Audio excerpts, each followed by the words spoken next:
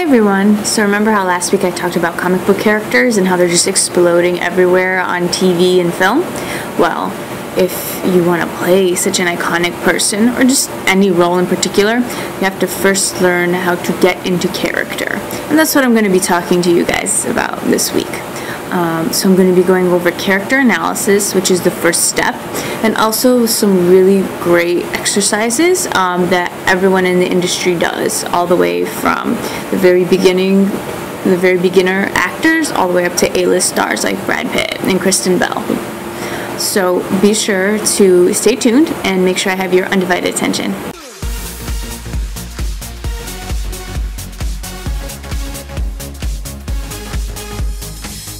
Getting into character is vital if you're going to succeed in being an actor. It's the key to making your performance believable. It's not just about going through the motions, and you can't just recite lines. You know, when you see Johnny Depp play Captain Jack Sparrow, do you think he's just sort of reciting lines? Of course not. He's fully committed to that character, and that's what makes it so fun to watch. So when you first get your script, you're going to have to be able to answer 5 questions about your character, also known as the 5 W's: who, what, where, when, and why. Start off with who. Who is your character? Are you a boy, a girl? Are you younger? Are you older? What makes your character special? What is important to your character? Next is the what. Basically, you're analyzing what is the situation and what does it have to do with your character. Next is the where. Your surroundings are very important and determine sort of how you act or interact with other people. So where is your character? Are they in a desert? Are they in a garden? You know, these are simple questions, but they really do influence how the character acts. For example, are you hot? Are you cold? Things like that.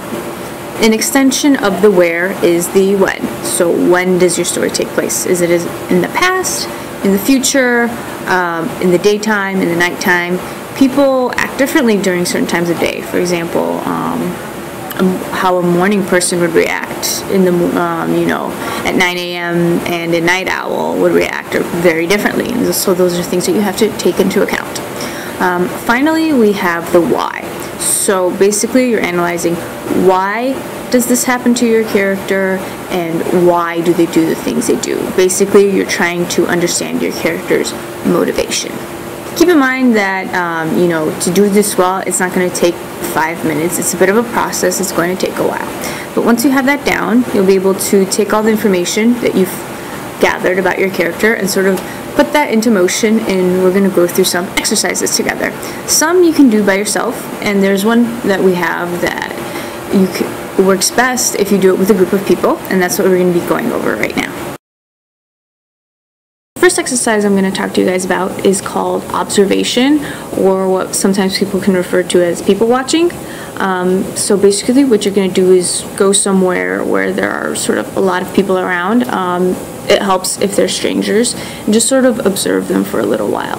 What are they doing? How do they look? Are they reading a book? Are they talking to someone? Who do you think they are? Are they a college student, a mother? It's just things like that, and just sort of observe them for a few minutes, but make sure that they don't catch you watching them, because that kind of ruins the exercise.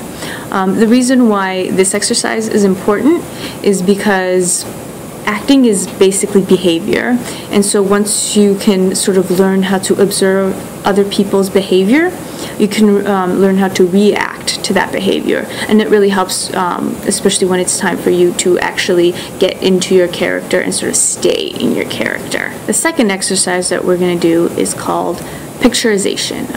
This basically helps with all of that research you've done with your character beforehand. So close your eyes, and you're going to vividly picture an image or a scene of your character's past, something that happened to them beforehand.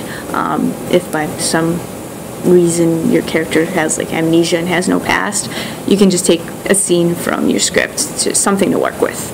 And then basically you're just going to try to imagine that scene as vividly as possible and go from seeing it in third person to first person as your character. So, like I said before, this exercise is really important because it puts all that research that you did, it kind of puts it to work, and also it helps you sort of own the character when you're imagining their past sort of in first person as if it's happening to you.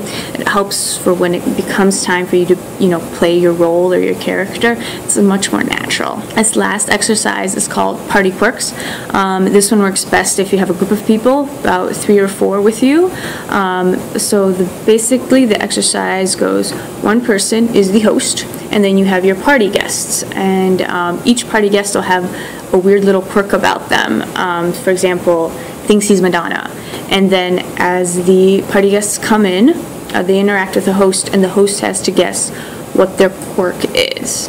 This one is really a lot of fun, especially if it's a big group, and it's really great for sort of getting into embodying your character, because it's not just about the way you speak, about the lines and sort of getting inside your character's head, but you also have to be able to move like your character, and just it sort of helps the whole role become natural. For example, your character might have a limp, your character might have an accent, things like that are important into building that character and making it believable. Hope you found this video really helpful. Be sure to tune in next week for our next video. It'll be really great. Until then, like the video, subscribe to the page, and let me know what you think in the comments below.